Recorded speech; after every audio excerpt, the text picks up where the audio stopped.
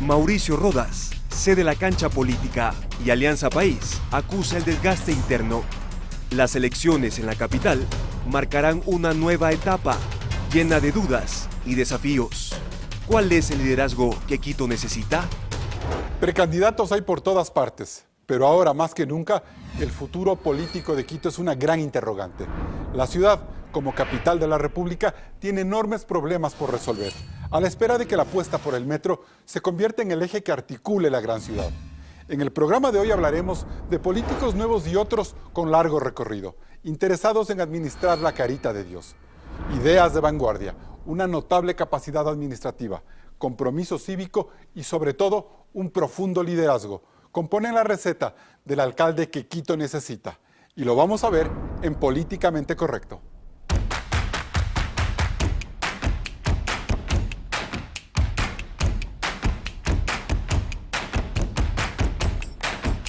Hoy nos acompañan Roque Sevilla, alcalde de Quito entre 1998 y el año 2000. Renata Moreno, concejal metropolitana por el Movimiento Vive. Fernando Carrión, catedrático de la Flaxo y ex concejal capitalino. Y Cristian Espinosa, director metropolitano de Relaciones Internacionales del Cabildo.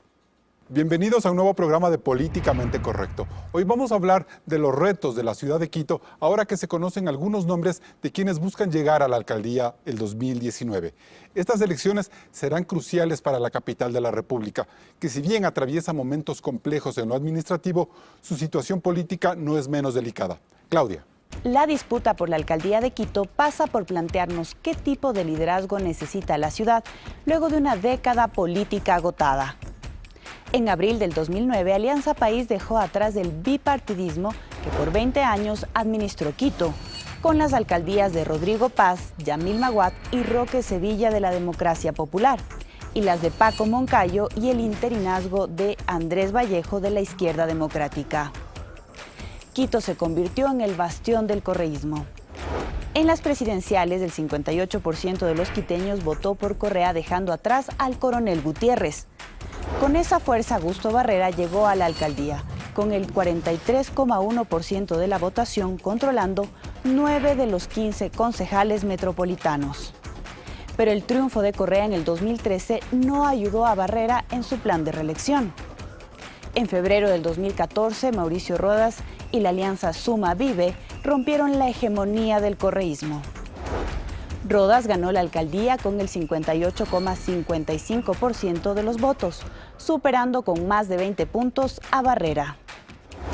Aunque en el Consejo, Alianza País era mayoría al tener 11 de los 21 concejales. 9 eran de la alianza Suma Vive y 1 de Creo. Y es ahí donde empiezan los problemas.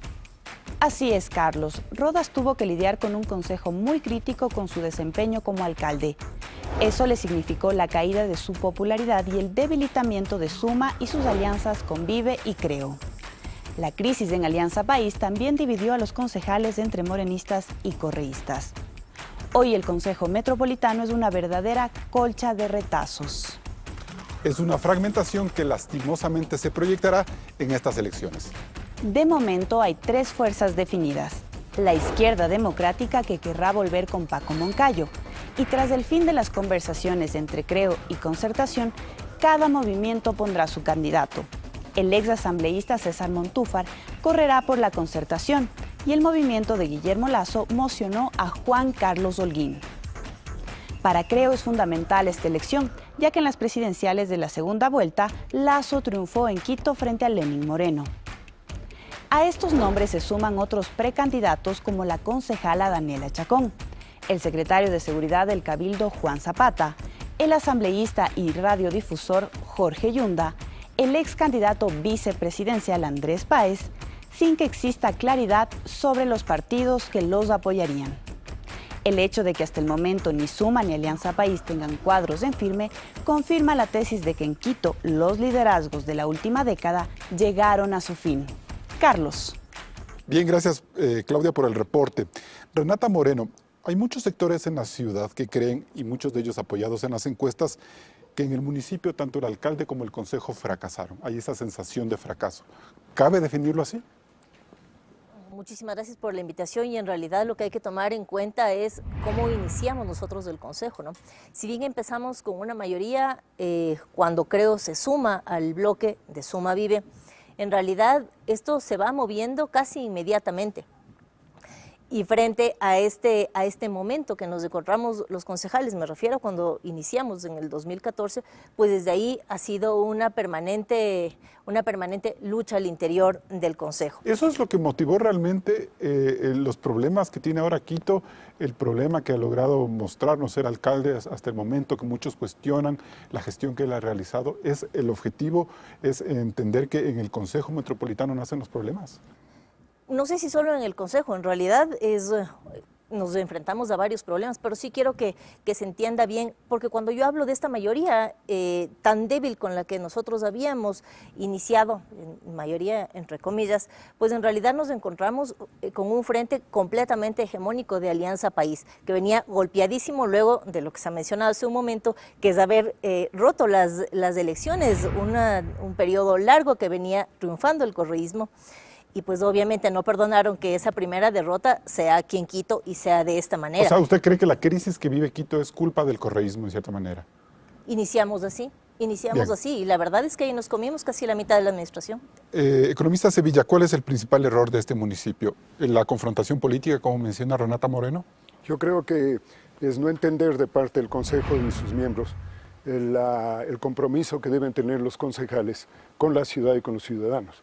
Cuando el pleito es la conveniencia o no del partido por encima de los intereses de la ciudad, cuando no se sacan la camiseta de sus partidos para ponerse la camiseta de Quito y luchar por los intereses de los ciudadanos, tenemos el resultado que tenemos. O sea, sí hay una responsabilidad en esa disputa anticorreísmo, yo diría, Rodas. Pero es que es constante, se salen de los partidos, están en una pelea, no dan quórum, las comisiones no funcionan, las decisiones no se toman, entonces está en una paralización total. Basta ver lo que está pasando este rato con las tarifas del transporte público, que no logran ponerse de acuerdo 21 personas. Sería una ventaja que en este momento exista una Alianza País debilitada y una Suma también debilitada, que no necesariamente vayan a poner candidatos en estas elecciones. Hasta el momento no se ve un candidato fuerte como para salir de esa lógica de interrupciones.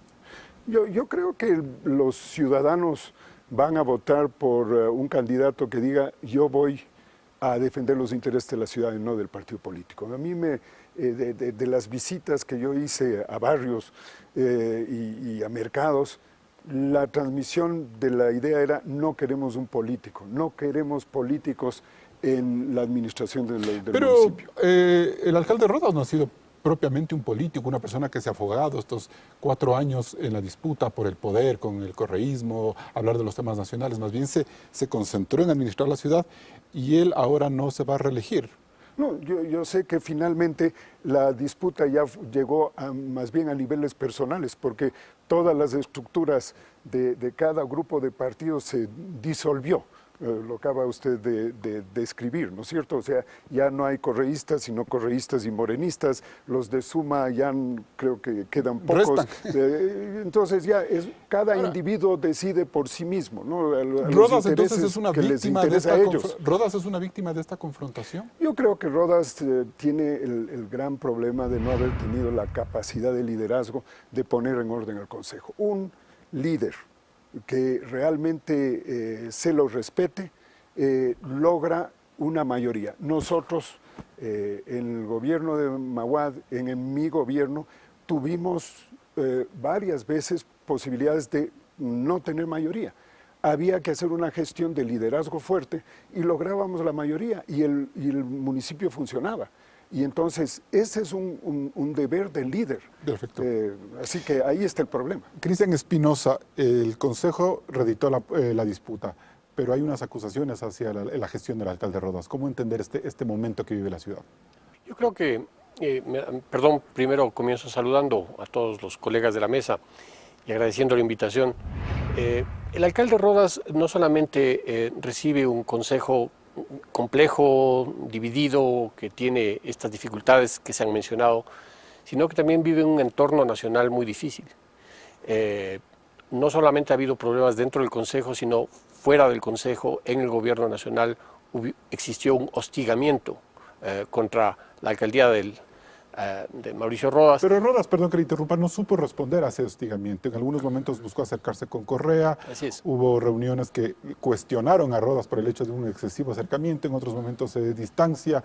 Sus alianzas con Lasso, con Nebot, como que no se fueron muy claras. ¿Eso le pasó factura? Yo creo que él lo que trataba de hacer es lo que recomendaba hace un momento Roque, ponerse la camiseta de la ciudad y trabajar en pos de la ciudad.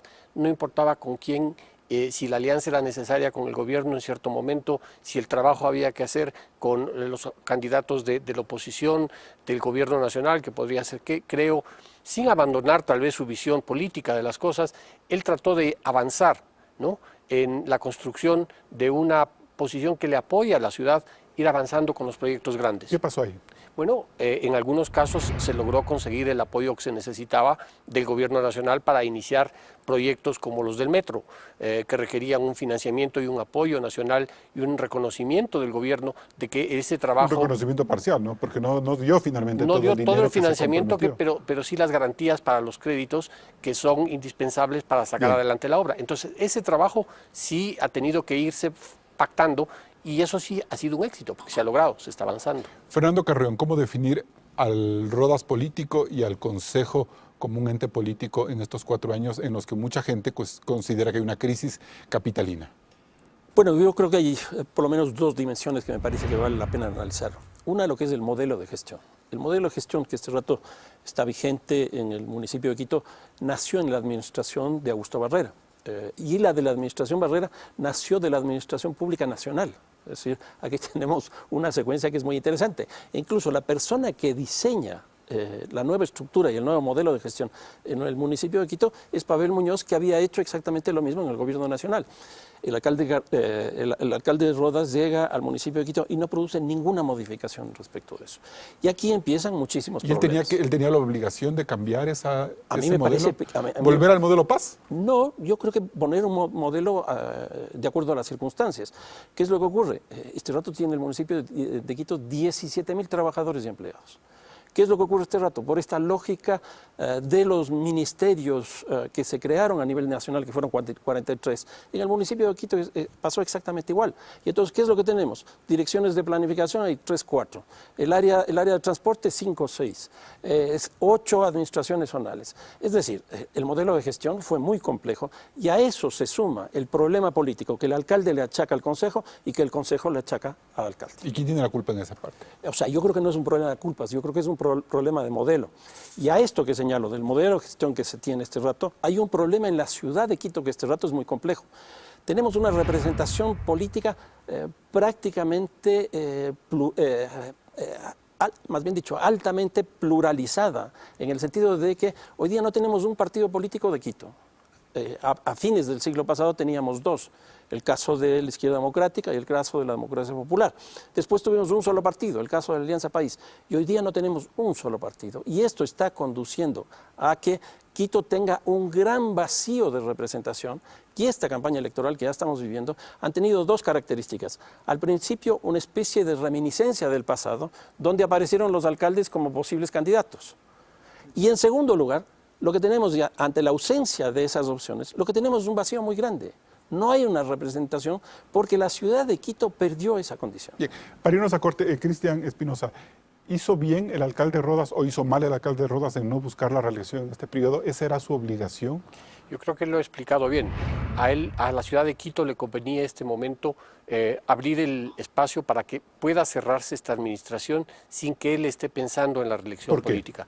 Porque le permite resolver en parte los problemas que puede tener en el Consejo, porque en el Consejo le bloqueaban todo porque decían que todo estaba haciendo en función de su próxima candidatura y él ha dicho, no es así, yo no voy a ser candidato, vamos adelante, tomemos las decisiones en el Consejo, hagamos los acuerdos que se tengan que hacer con ese Congreso, con ese Consejo fraccionado, ¿no? Y sin embargo, a pesar de esa cesión de espacio político que hace el alcalde para beneficio de la ciudad, no se logra todavía romper el entrampe en el Consejo. Bien, con estas primeras reflexiones nos vamos a un corte comercial. Siguen Políticamente Correcto. Algunos de los candidatos a la alcaldía de Quito hablaron con Políticamente Correcto sobre cómo mejorar la ciudad. No se lo pierda luego de esta pausa comercial.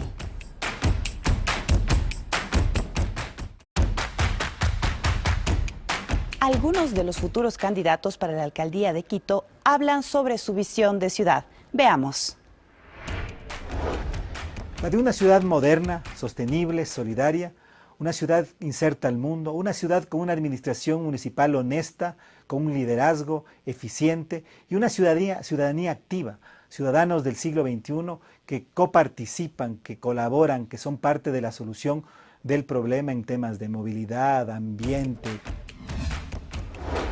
Convertirnos en una ciudad mucho más humana, que piense primero en las personas y que entienda además que el municipio de Quito tiene armas y herramientas increíbles para poder promover el desarrollo productivo, hacer ciudades más inclusivas, más seguras, más sostenibles y que caminemos una senda de aquí a unos 20 años para que realmente sepamos a ciencia cierta como ciudad a dónde vamos. Lo que necesita Quito es liderazgo, proyecto de ciudad, continuidad en un proyecto, para tener lo que siempre hemos querido los quiteños, una ciudad linda, limpia, ordenada, productiva, competitiva, alegre, optimista. Así era cuando me fui de la alcaldía a Quito. Los que sirvieron a Correa con su silencio, ahora pretenden tapar lo actuado, y otros que sirvieron también al correísmo de carne y hueso, ahora pretenden tomar el control de la ciudad. Eso no podemos permitir. Entonces, Quito ahora tiene un objetivo político, que es tener un liderazgo. Recupere justamente este concepto de capital de la República, que se despolitice.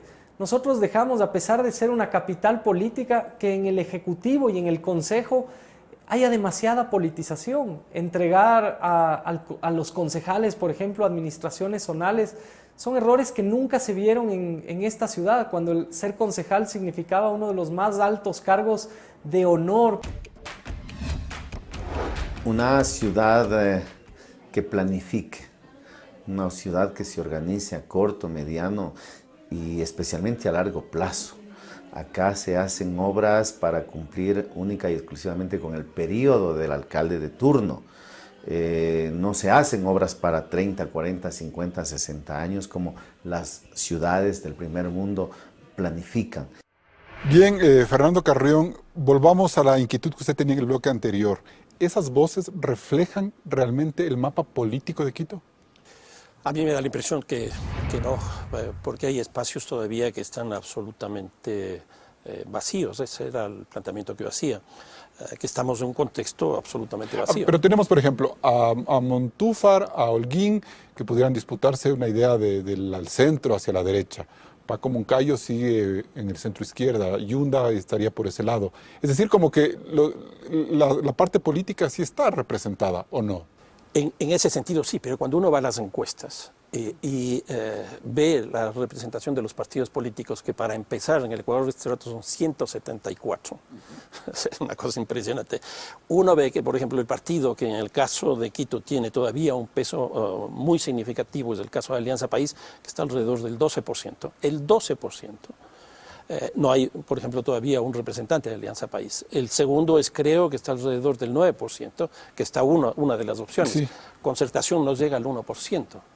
Y tiene un candidato un poco más fuerte, aparentemente. Entonces, yo creo que aquí hay un problema. Ahora, si nosotros vemos desde el corte, hacemos, digámoslo así, intelectual, que nosotros podríamos hacer de centro izquierda, etcétera, etcétera, uno sí podría encontrar el abanico. Pero cuando uno busca la representación de la sociedad quiteña en esas figuras, yo no le encuentro. Moreno tiene que poner un candidato fuerte en estas elecciones. No se ven muchos nombres. La desafiliación de Augusto Barrera podría pensarse que no va a ser el candidato del morenismo.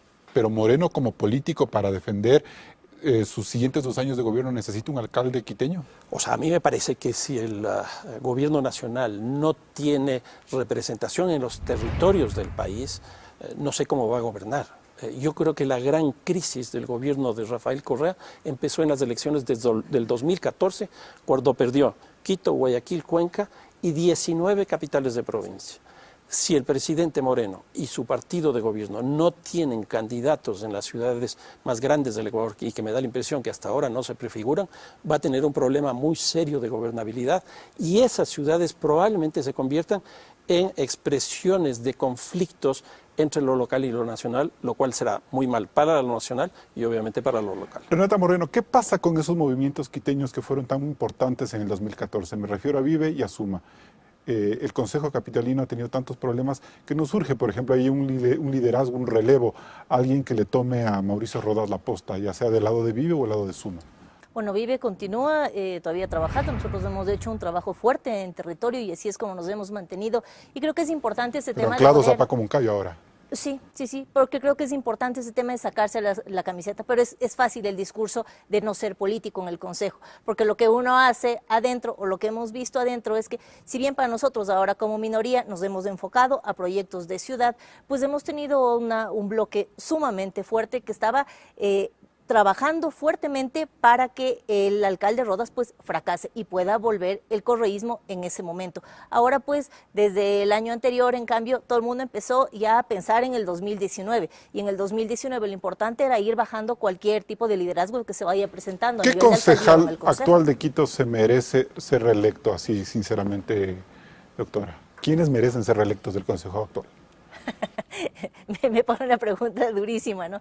Pero no quiero decir nombres, de verdad no quiero decir nombres, pero es tan sencillo como que ustedes hagan una investigación de cuáles son los concejales que asisten a las comisiones, que hacen mesas de trabajo, que tienen trabajo importante de representación de la ciudadanía, trabajo en territorio para representar lo que se necesita luego en el Consejo. Y ahí usted va a tener toda la respuesta. Del 1 al 10, ¿con cuánto le pone usted al Consejo Capitalino?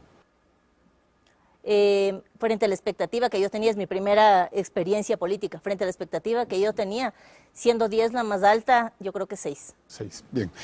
Economista Sevilla, Andrés Páez habla de una alcaldía política que blinde el retorno de los correístas y que se haga escuchar como capital de la República. ¿Eso es lo urgente a este momento? ¿Ese es el tipo de liderazgo que necesitamos? Creo que ese criterio es justo el contrario que tiene la población. La población no busca que vayan a enfrentarse en pleitos políticos los concejales y el alcalde. Eso no buscan. Y fíjese que hay tanto interés de parte de los que arman el consejo en las relaciones políticas, cuando los ciudadanos lo que esperan es que esos ciudadanos que van en representación de ellos vayan a resolver los problemas que tiene la ciudad. Tenemos sesiones de comisiones que no han sesionado durante 4 y 5 meses. Y eso es normal, parecería normal, y no dan quórum. Pero eso es una vergüenza. Ahora, pero si tomamos un poco las reflexiones de Fernando Carrión y lo que dice Andrés Páez, en el sentido de que es necesario que se retome un liderazgo, que renazca un liderazgo en la ciudad, un alcalde fuerte, firme, que se haga escuchar su voz, que plantee temas nacionales, ¿no es importante eso? Dedicarse quizás a la administración de la ciudad le puede quitar esa luz, ese brillo de alcalde de capital. No, todo lo contrario. Si es que él defiende los intereses de la ciudad, los intereses de los ciudadanos, va a tener el respaldo mayoritario. Cuando los los alcaldes se proyectan para la siguiente elección, y como el caso de Mauricio, que ya se estaba proyectando a los 4 meses como posible candidato presidencial. Yo asistí a un evento en que gritaban Mauricio presidente, y llevaba 4 meses de alcalde. O sea, estaban equivocados. Entonces, creo que estaban equivocados, pero el concepto es el que me preocupa. El que se utilice la alcaldía de Quito, el Consejo Capitalino, como un salto para el desarrollo político. ¿Paz no era un político de talla nacional? ¿Baguad no lo era? Sin duda, ¿No era Paco Moncayo? Pero cuando fueron al Consejo, se dedicaron a administrar la ciudad, y eso es lo correcto. Baguad hizo política nacional desde la alcaldía, claro, y le por fue eso, muy bien, ¿no? No, yo creo que no le fue tan bien en el segundo periodo porque estaba preparándose para ser presidente y no tomó una serie de resoluciones. Y le pongo un ejemplo que yo sí tuve que resolver. Había un compromiso con el Banco Interamericano de Desarrollo de reubicar a los 3.500 vendedores ambulantes, y él postergó 2 años y yo fui el que asumió esa responsabilidad. Y el costo político. Entonces, yo no tenía ningún plan de ser candidato presidencial. Yo era alcalde de la ciudad y me dedicaba a ser alcalde de la ciudad. Yo creo que eso es lo que necesitamos. concejales que se dediquen a ser concejales y por tanto representar a los ciudadanos, y un alcalde que trabaje por la ciudad y no para sus proyecciones políticas futuras. Cristian Espinosa, con Suma sin un candidato definido fuerte y Alianza País en las mismas circunstancias, ¿quién debe tomar el relevo de la ciudad? ¿Qué visión debe tomar? ¿Qué candidato podría ser un buen ejemplo? Yo creo que se ha mencionado aquí sobre un panorama político que existe en el país y que se refleja en la ciudad. Se han hablado de partidos políticos de izquierda y derecha, de segmentos de la población que deberían estar divididos de acuerdo a esa lógica en esos grupos. La verdad es que no es esa la división real. La división real es que tenemos jóvenes, tenemos gente mayor, tenemos mujeres, tenemos personas que ven hacia afuera con interés lo que está pasando en el mundo y quieren traerlo a la ciudad, que no necesariamente están pensando en términos izquierda-derecha. Yo creo que un candidato que no está en esa lista de candidatos es alguien que esté pensando de esa manera, ¿no? La ciudad de Quito no tiene necesariamente que olvidarse del espectro político nacional, pero sí puede pensar en esas otras cosas. Yo trabajo en el área internacional. Yo he visto cómo la ciudad de Quito se presenta hacia el mundo como un referente con una serie de proyectos interesantes en donde la ciudad de Quito tiene que aprender a entender qué es lo que está pasando en el mundo de las ciudades. ¿No le dicen a usted que el problema es que no hay alcalde que le satisfaga a Quito? Bueno, probablemente no hay este momento y probablemente hay dificultades nacionales que han complicado la gestión. Los quiteños tenemos un problema. Yo muchas veces les oigo a los colegas que están aquí en la mesa opinar, a gente que admiro y que sé que saben mucho sobre los problemas de la ciudad, pero caen en el mismo proceso del autobullying. O sea, todo está mal, nada funciona, y no es verdad. Muchas cosas están bien. A Quito le ven como un referente desde afuera. Hay cosas que tienen problemas, pero yo creo que sí hay que buscar esa visión más positiva que un candidato debería tener. Bien, y con esas reflexiones nos vamos a un siguiente corte comercial. ¿Cuál es el principal problema que tiene Quito? Se lo contamos al volver del corte.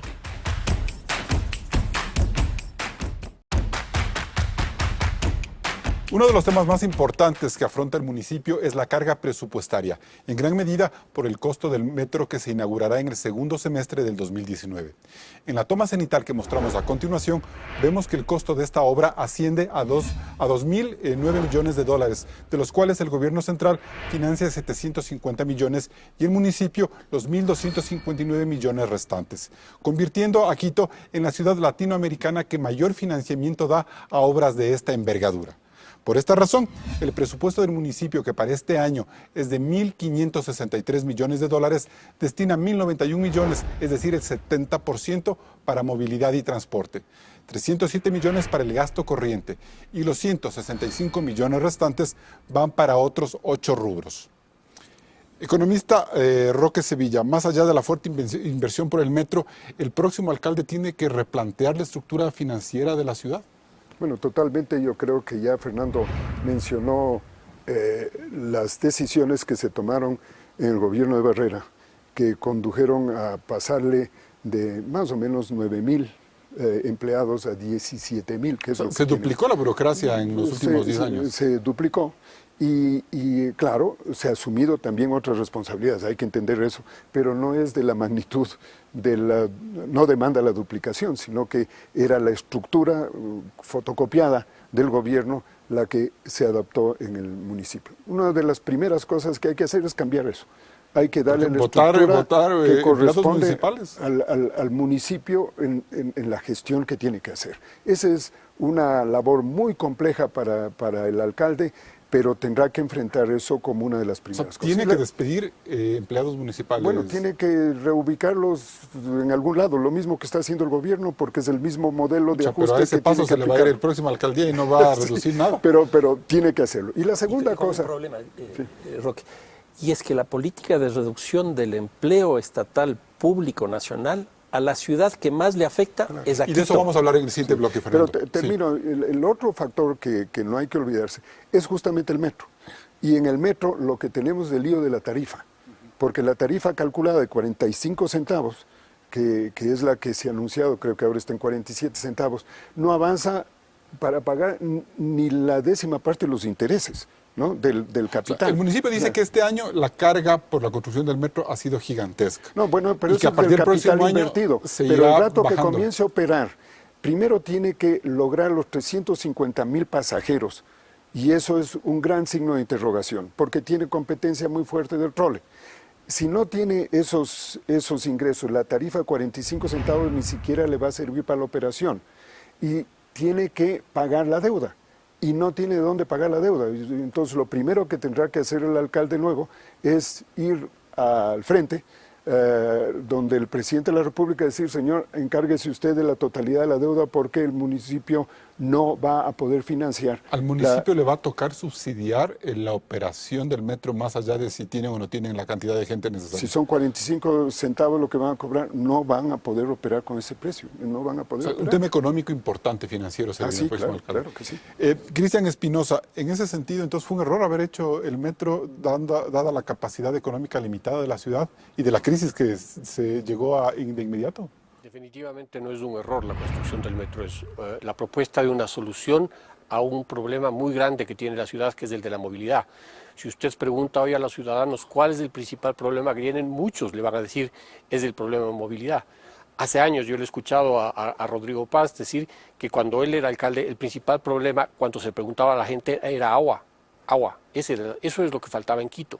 Y el municipio hizo proyectos muy importantes para resolver ese problema y ese ya no es un problema. Pero Roque Sevilla dice que hubo otras formas de solucionar la movilidad, no necesariamente el metro. Sí, pero aquí se ha tomado la decisión de continuar con un proyecto planteado, se le ha adecuado, se ha iniciado un proyecto que está dentro del presupuesto, dentro del cronograma, se está cumpliendo con la construcción del metro, se va a llegar a la inauguración en la fecha apropiada, probablemente a cargo del próximo alcalde, y tendremos un sistema moderno de transporte que ya se lo quisieran tener otras ciudades. Que otras ciudades están pensando en el modelo que ha escogido Quito porque ven en el modelo de Quito una posible solución a los problemas de movilidad que no van a reducirse. La ciudad de Quito va a seguir creciendo en los próximos años, todavía por 30, 40 años más, y eso hay que prever a futuro. Entonces, no solamente con los mismos autobuses se puede atender eso. Roque Sevilla, entonces la ciudad tiene que acostumbrarse a tener un metro ya a partir del próximo año. Lo que pasa es que el metro resuelve una partecita son 22 kilómetros de los 60 kilómetros de longitud que tiene el valle, pero adicionalmente el gran crecimiento no está ya en esa zona, está en la parte norte de la ciudad, en Marianitas. La gente trabaja en el centro, en el hipercentro. Pero no llega, el metro no llega a donde ellos viven y en los valles tampoco hay ninguna solución, de tal manera que haber invertido los 2.000 millones de dólares en una solución, en un área que ya tenía una solución que era el trole, creo que es un gravísimo Ahora, ¿no será error? que eso se vuelve como el hilo conductor de la movilidad del futuro? Es decir, nos vamos a acostumbrar al metro y vamos a obligarnos a que se ramifiquen por todas las ciudades. Es que no va a poder ramas. ramificarse porque no puede un tren bajo tierra tener inclinaciones mayores al 3%, porque la ciudad se desarrolla con grandes diferencias altitudinales y por eso un metro en una ciudad de montaña es un grave error. No funciona eso. Y hay otras alternativas que son las que se debían haber tomado. ¿A usted no le preocupa para el futuro de Quito estas advertencias que se hacen sobre el futuro del metro, concejala? Me preocupa si nos quedamos ahí. Creo que el metro es una de las tantas soluciones que se tiene que dar a la ciudad. Comprendo completamente cuál es la dinámica de los quiteños, de cómo tienen que movilizarse y por supuesto entiendo que el metro llega a 22 kilómetros y si uno piensa en toda la extensión pues quizás es poco. La idea es que eso pueda irse complementando con diferentes medios de transporte. ¿Qué pasó con los quitocables? Resulta que en el Consejo nos encontramos con concejales que se referían a una solución importantísima para cómo es Quito, llena de colinas, llena de montañas, y se referían a las canastas voladoras. Entonces, frente a eso se movilizó incluso gente, pues, y hoy por hoy lo que tenemos es metro. Ojalá la próxima alcaldía y las próximas alcaldías vayan tomando soluciones adicionales. Me preocuparía, insisto, si es que nos vamos a quedar únicamente con el metro. Ahora, si el metro se vuelve la carga pesada del futuro en las finanzas del municipio por el tema de subsidiar el transporte, ¿le queda al municipio otra forma como para seguir haciendo obra e invertir en temas importantes? A ver, yo creo que hay varias aristas en esto del metro que valdría la pena analizar. Una es el tema, obviamente, de la administración, que no se va a hacer con la tarifa tal como señala Roque. Ahí va a haber un problema que hay que resolverlo. En segundo lugar, en términos financieros, si bien la carga más fuerte va a estar en este y el próximo año, de los cálculos que yo he hecho, por lo menos 4 años más va a tener un impacto en el presupuesto municipal. En otras palabras, vamos a seguir siendo metro dependientes. Y eso lo que hace es que esta mesa, que es la ciudad, empiece a cojear. Ya cojea la basura, ya cojea el propio transporte. Pero el municipio, pero las autoridades municipales aseguran que ya la carga a futuro será mucho menor. Porque, va a ser menor. Porque los intereses de estas deudas son menores y serán más allá de unos 100, 150 millones del presupuesto. No, eso sí no. Va a ir bajando sustancialmente, pero no a ese nivel. Ahora, otra de las cosas, otro de los problemas que tiene el metro es que solo va a movilizar el 15% de los pasajes. Solo el 15% de los pasajes. Y hasta ahora yo no veo cómo se van a articular la totalidad de los modos de transporte que tiene Quito con el metro. Por ejemplo, ¿se va a pagar con tarjeta? No se va a pagar con tarjeta, va a haber un sistema único de cobro. ¿Pero eso no es un tema menor? No, porque es justamente lo que Roque señalaba. Hoy día lo que tenemos es 22 kilómetros en la parte central, pero eso tiene que ser alimentado. Para que ustedes vean, este rato lo que se denomina el hipercentro, más o menos el 75% de los viajes llegan al hipercentro. ¿Cómo van a llegar ese 75% al metro que está justamente en el hipercentro? Entonces, si no tenemos eso resuelto ya, dentro de un poco más de un año que va a empezar a funcionar, la gran crisis que vamos a tener en la ciudad de Quito va a ser terrible. Aquí pongo el ejemplo del caso de la propuesta en Santiago de Chile, que hicieron una reestructuración total del transporte, que llevó a que se peleen 2 presidentes de la República, nada más que Michelle Bachelet y Ricardo Lagos, y que hasta ahora no resuelvan el problema del transporte en la ciudad de Santiago. Estos son 6 años. Entonces yo creo que lo que se avecina, por lo que no se están resolviendo ese tipo de problemas, va a ser muy complicado. Bien, nos vamos a un siguiente corte comercial. Sus comentarios son importantes. Síganos en Twitter, @políticacorrecta, en Instagram, @políticamentecorrectoec, y en Facebook estamos en vivo en la página oficial de Coavisa. Regresamos con más.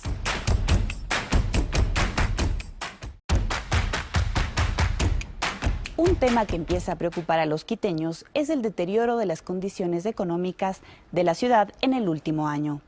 Según la encuesta de empleo del INEC actualizada a junio pasado, vemos que el empleo adecuado se redujo en 4 puntos con relación a junio del 2017, pues cayó del 63,1% al 59,1%.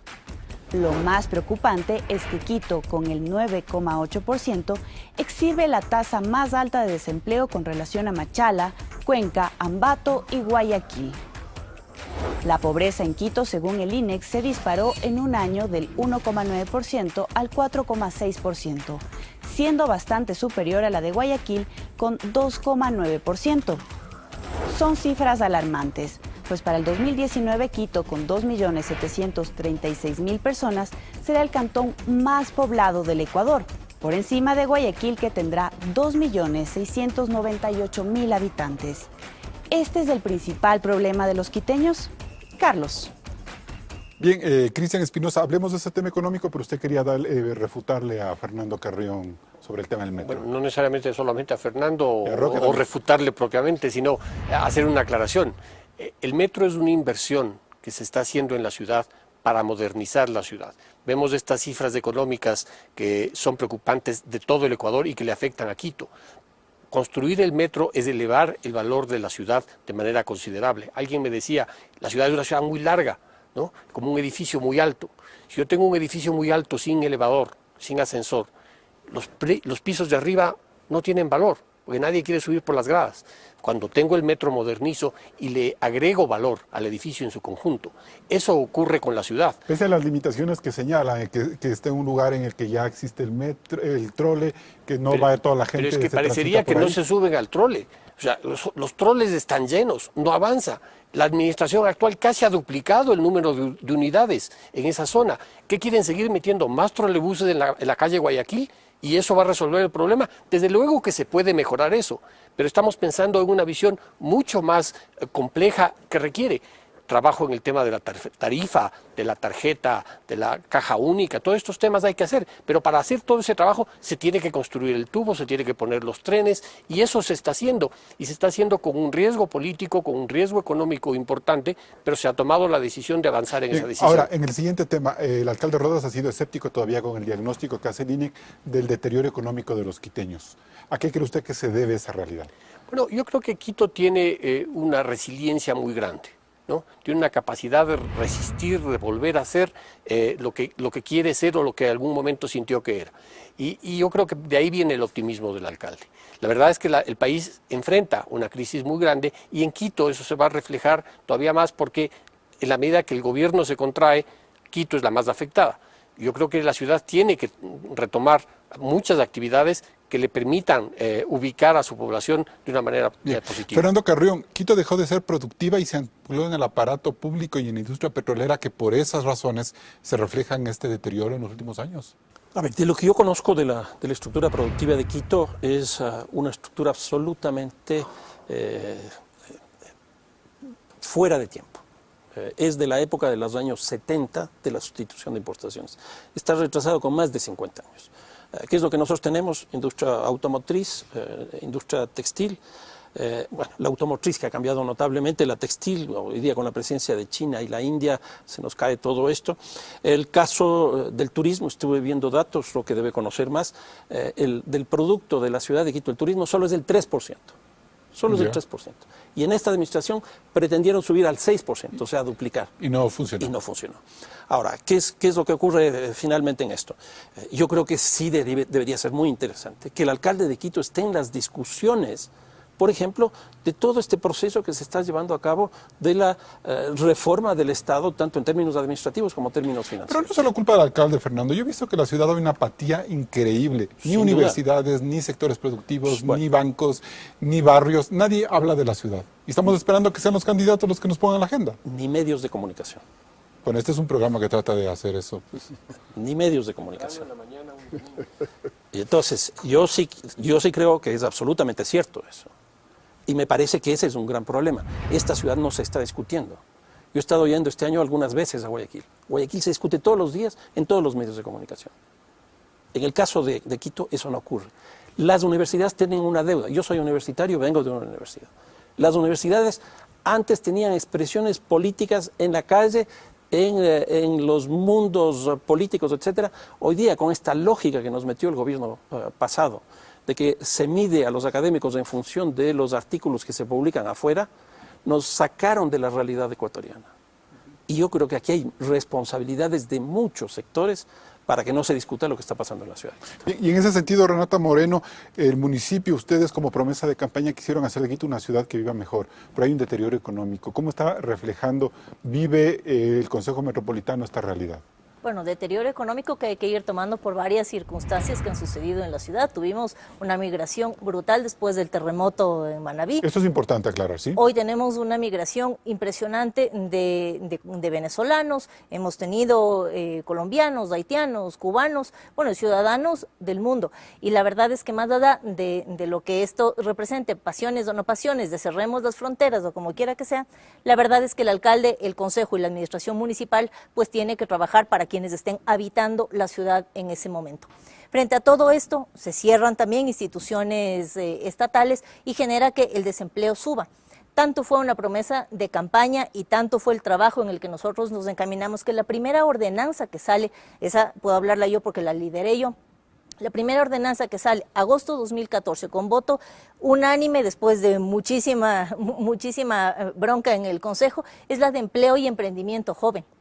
Logramos con esto ir más allá del tema de pasantías que hace, por ejemplo, el Ministerio de Trabajo, y lograr que tengan la primera experiencia los jóvenes. Pero el desempleo se trepa pues en este año último. Comprendo, pero por eso hablo de las migraciones que hemos tenido. También tenemos problemas externos, pero hemos ido trabajando, no lo hemos pateado para adelante, hemos ido ya trabajando en esto. Y en competitividad, hoy tenemos con toda la empresa privada, con las cámaras, tenemos el Consejo Consultivo de Competitividad, hemos creado una agencia de atracción de inversiones, es decir, sabemos el problema que tenemos, pero no nos Ahora, sentamos lo que a quejarnos, lo que ha hecho el trabajamos municipio de en eso. Quito, Renata, es tener una política que puede calificarse de asistencialista, es tratar de solucionar los problemas sociales en sectores más pobres a través de los guaguacentros, de la atención al adulto mayor, incluso llegar a destinar recursos a temas o actividades que no le competen al municipio, pero bueno, lo ha hecho, es una visión social del municipio.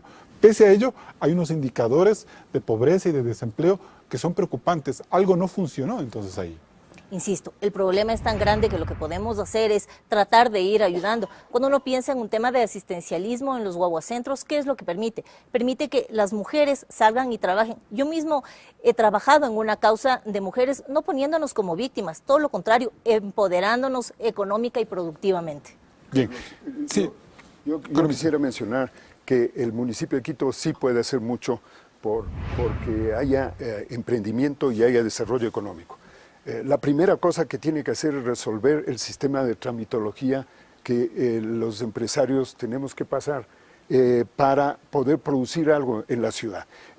Es un verdadero dolor de cabeza el poder desarrollar temas productivos en la ciudad de Quito cuando interviene el municipio. Pero Rodas dice que ha trabajado mucho en, bueno, eso, en la simplificación. Pero lo cierto es que entidades tan importantes como por ejemplo todas las que autorizan las construcciones dentro del municipio se toman unos plazos gigantescos para resolver. Entonces la primera medida que puede tomar es resolver eso y resolver los trámites al mínimo pero posible. lo que Fernando Carrión señala como ya un tema estructural de económica Voy a de Quito. eso. La segunda cosa que puede hacer, y esto nos olvidamos muchas veces cuando hablamos del Distrito Metropolitano de Quito, es que la ciudad de Quito representa más o menos el 12%, me parece, la superficie del distrito.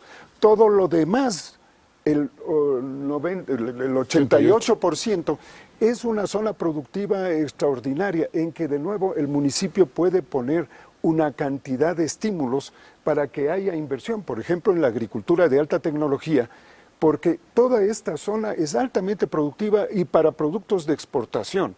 Si ahí, por ejemplo, el municipio haría un esfuerzo de trabajar estimulando ese tipo de inversión, vamos a capturar espacio para trabajo para muchísima gente, ¿no? Esa es Esta zona de desarrollo que se creó hacer. alrededor de Tababela, que va a empezar a funcionar, ¿es un buen paso, por ejemplo? No es un buen paso, pero es un paso muy puntual ligado al aeropuerto y me parece que está bien, pero es que es mucho más grande la superficie. La otra cosa es que tenemos espacios enormes para el turismo de aventura y el ecoturismo en zonas extraordinarias que están. Ahora, imagínese si frente a esa realidad el próximo alcalde tiene que despedir empleados municipales. Bueno, ese es el problema, por eso es que simultáneamente al ajuste que tiene que hacer el municipio, tendría que desarrollar estas otras alternativas de estímulos para que sea fácil la inversión en el distrito metropolitano, mucho más atractivo que hacerla en otro cantón, y un desarrollo de la zona agrícola con, de nuevo, repito, el próximo alcalde de Quito tecnología. tiene que atraer inversión económica, de lo que no hay. Lo que dice Fernando, yo creo que el alcalde tiene que intervenir en las discusiones que el gobierno nacional hace sobre el tema de desarrollo económico del país en su conjunto y de la ciudad de Quito. Ok, nos vamos a un siguiente corte comercial y volvemos con las conclusiones.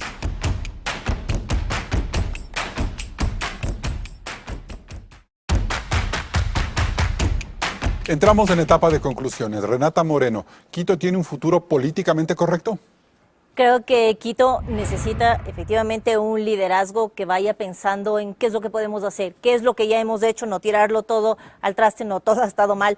Y de hecho hay muchos temas positivos. Y mirar hacia adelante. Si el metro va a tener problemas 4 años, miremos para cuántos años lo hicimos. Si el problema es tramitología, pensemos en las reformas que ya se hicieron para hacer mejores las LUAES. Pensemos hacia adelante, continuemos con lo que tenemos y vamos hacia adelante. Fernando Carrión. Quisiera referirme principalmente a los electores, porque ya hemos entrado en una campaña electoral. Los electores no tienen que ver a la gente que canta en las tarimas o que habla bonito, sino que yo creo que tiene que ver gente que conozca la ciudad, gente que haga buenas propuestas, ver cómo se construyen estas propuestas para la ciudad de Quito. Yo creo que hoy día el mensaje principal es hacia los electores, porque va a depender de ellos qué tipo de liderazgo tengamos, va a depender de ellos qué tipo de programa tengamos, va a depender de ellos el futuro de la ciudad de Quito. Cristian Espinosa, ¿qué es lo políticamente correcto? Yo creo que Quito tiene que mantener el optimismo el optimismo de sentirse con una ciudad que tiene potencial. La ciudad de Quito tiene un futuro brillante por delante y eso es lo que es correcto. Hacemos continuamente, yo decía hace un momento, un autobullying constante que ve solamente las cosas malas o inclusive distorsiona lo que está bien. Yo creo que eso es lo que hay que corregir. El candidato que proponga soluciones positivas sobre la base positiva que existe en Quito, yo creo que va a ser el que va a ganar las elecciones en el próximo periodo. Roque Sevilla. Como nunca creo que requerimos un alcalde que sea un verdadero líder, que no solo controle la situación del Consejo, estimule la gestión de los concejales a favor de la ciudad de Quito, sino que sea un negociador importantísimo con el gobierno nacional. La situación de la ciudad es tan grave que no veo forma alguna de que pueda pagar, por ejemplo, la deuda del metro y por tanto tendrá que negociar para que el Estado asuma esa deuda. Pero también tendrá que negociar que no se haga minería, por ejemplo, en el noroccidente del distrito, para poder aprovechar eso para el turismo. Esa personalidad es la que requerimos del nuevo alcalde y necesitamos un consejo que vaya a trabajar por los ciudadanos. Y más que problemas, Quito tiene enormes desafíos por delante, cuyas soluciones y estrategias se empezarán a escuchar a medida que la fiebre electoral nos contagie a todos. Lastimosamente, serán los políticos quienes nos impongan nuevamente las agendas de debate en la campaña y no las fuerzas vivas de esta ciudad. Ni las universidades, ni los sectores productivos, ni las dirigencias barriales, ni tampoco los medios de comunicación han impulsado un debate serio e incluyente sobre los temas que debemos reflexionar como quiteños. Y esta es una muestra del serio debilitamiento político que nuestras instituciones reflejan. La idea de ese Quito del futuro se sigue postergando. Hasta el próximo programa. Gracias por acompañarnos en este debate. Regresamos el próximo domingo, 10:30. Siga con la señal de Coavisa.